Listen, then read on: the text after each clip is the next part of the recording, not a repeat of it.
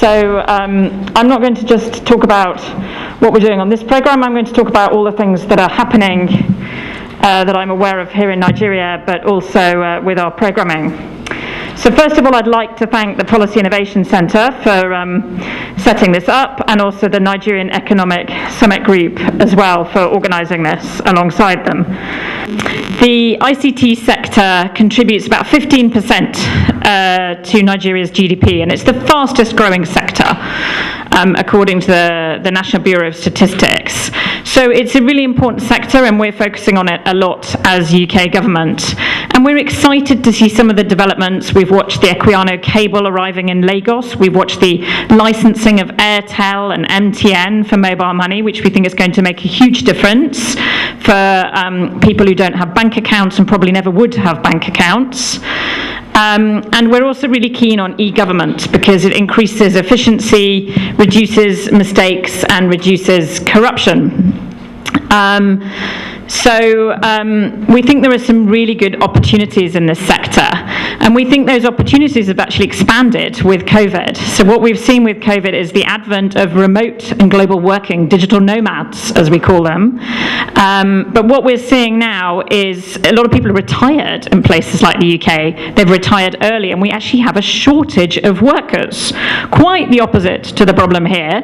So we're seeing an increased demand for business process outsourcing, and here in Nigeria, you have the wonderful opportunities created by your time zone, which straddles Asia, Europe, and America. So it's a great time zone to be in. But you also have the advantage of the English language, which is one of the most widely spoken languages, and therefore in great demand for the business process outsourcing. So we are seeing companies like Outsource Global expanding in this space, and we're seeing also people work remotely as software developers. And this is a good source of employment, but also foreign exchange for Nigeria, and it's something we're increasingly supporting.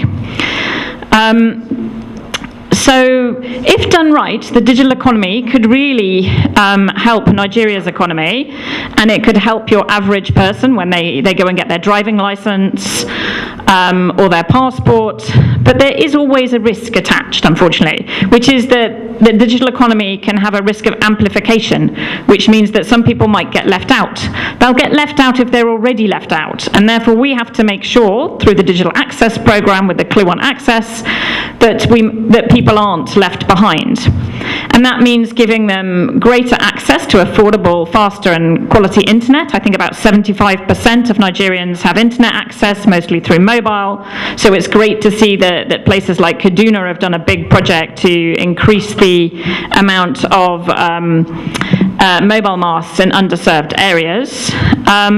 It also means ensuring those that don't have key documentation, perhaps because they've never been registered at birth or they're a displaced person. There are actually many millions of displaced people in Nigeria, or that because they're illiterate, they still need to be able to access key services. We're conscious that only 27% of Nigerians have smartphones. So in a lot of our work that we do, we also factor in feature phones. So we're working up in Jigawa, and there we have an artificial intelligence system which is state-of-the-art, mapping satellite regenerative agriculture. But the information goes to the farmers by feature phone SMS messages, because that works.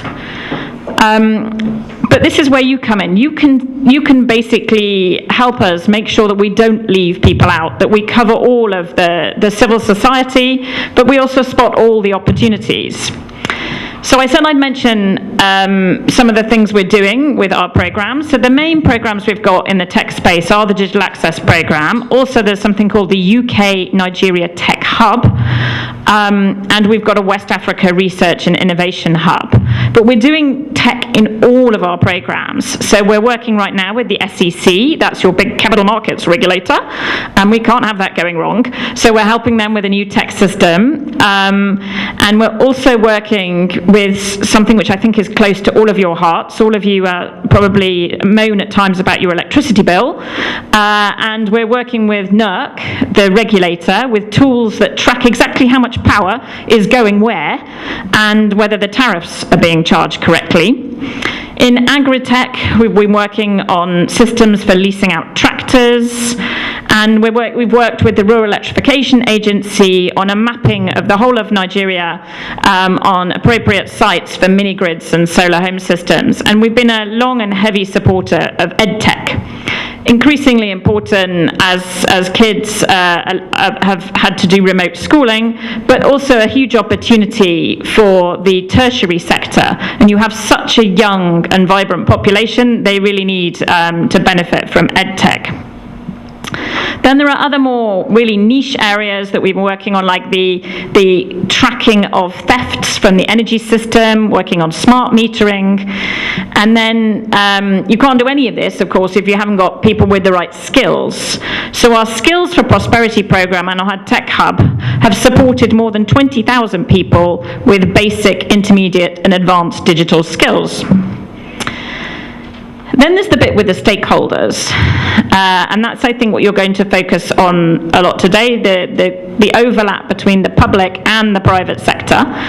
And one of the things we looked at was, well, how do we get the broadband to more people? So the program worked on a 5-year national broadband plan that will help expand the connectivity from 38%. A lot of people in the 75% earlier use mobile. So we're going to get 38% up to 75%, hopefully by 2025. And for that to happen, we need to have reforms such as the reducing in the rights of way charges in order to lay the cable, and we hope that there might also be opportunities with our Nigeria Infrastructure Advisor Facility program, which works on PPPs and infrastructure. For example, cables can be laid along the transmission company of Nigeria's electricity network or along the railways, which are actually all expanding, so it's a good moment. But we do need to think about the last mile. We mustn't forget those people to make sure that the rural and the poorer areas are also covered. And we don't just work at the federal level, also the state level engagement is extremely important, and we've seen some very good reforms in places like Kaduna, where we've worked alongside Bill and Melinda Gates Foundation to expand e-government arrangements, making things like social registers of the ultra-poor totally digital, and cash transfers alongside the World Bank are now becoming fully digitalized. There is, along with the risks of people being left out, there's another big risk, which is cybercrime. And we've really put that at the forefront of our support, because we've recognized that it's something that you can have the most wonderful internet and digitalization in the world, but cybercrime can ruin it for people. And it's something that the UK has some strong strengths in. And we're working behind the scenes with the Nigerian government, but also with small and medium-sized enterprises, because if you've worked to set up a wonderful business, but then it's destroyed, that would be extremely sad. So there's also work with cybersecurity toolkits for them, and the digital forensic laboratories and capability enhancement. So I think I've said enough. It's now over to you guys. We're really keen to hear both from the public sector and the private sector, and to think of some innovative ways forward. If we can't innovate in tech, we can't innovate anywhere. This is definitely the place to do it. So over to you. You've got the brains and the rest of the time here to focus on things. Best of luck to everybody.